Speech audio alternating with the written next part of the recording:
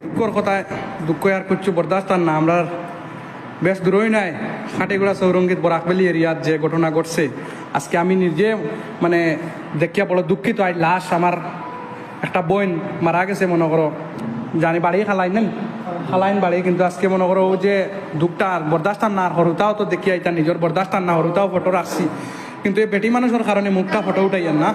কিন্তু আপনারা দেখো কা ও যে জিনিস আইসিউ সব ডাক্তারের কারণে গিয়া আল্লাহর হুকুম মরছেন, কিন্তু ডাক্তারের কারণে গিয়া পেশেন্টের তখন ঘটনা হইল। আই চিরতরের লাগে বিদায় লই দিয়েছে, কিন্তু ও যে কষাইখানা বইয়া যে আজকে হসপিটাল ওখানে যে আপনারা আইতা বা জগরতা, কিন্তু আজকে আর ভরসা রইল না। কিন্তু আজকে আমিও নিজে আইয়া দেখি আর প্রশাসনের মানুষ সব আইসেন হওয়ার পরে আজকে ও ঘটনাটা হয়েছে।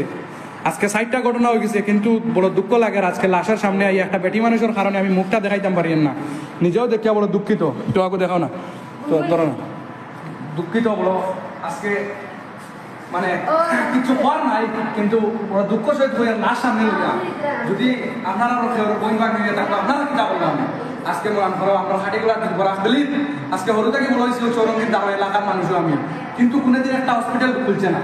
আজকে 6 মাস বা বছর দিন হসপিটালটা খুলছে, খোলার কারণে অতটুকু ঘটনা হয়েছে।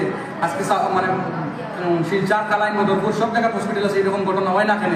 আজকে যে আমার কেন ঘটনা হয়েছে বড় দুঃখের সহিত আমি লাশও সামনে ইয়া হইয়া যদি আমার ভিতর থেকে মানে ফাটি যাওয়ার মানে লাশ দেখিয়া, কিন্তু যদি আমার কিছু করার থাকতে করতে পারলাম না, কিছু করার নাই, আল্লাহ ডাকো সারা দিলে। কিন্তু আল্লাহ তাদের নতুন ফেরদৌস আজি বরকার যে যেখান থেকে দেখা বেশি শেয়ার করবা এই খোসাইখানা আমি লইয়া লাশর সামনে ইয়া লইয়া হইয়ার এই খোসাইখানা যদি আমার মরিও যায় তো আমি এই খোসাইখানা লইয়াইতাম না।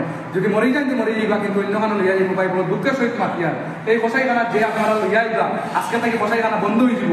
আর আজকে যদিও আমরা কোনো সুযোগ সুবিধা পাই তো খোসাইখানা আগুন করে চলিবা।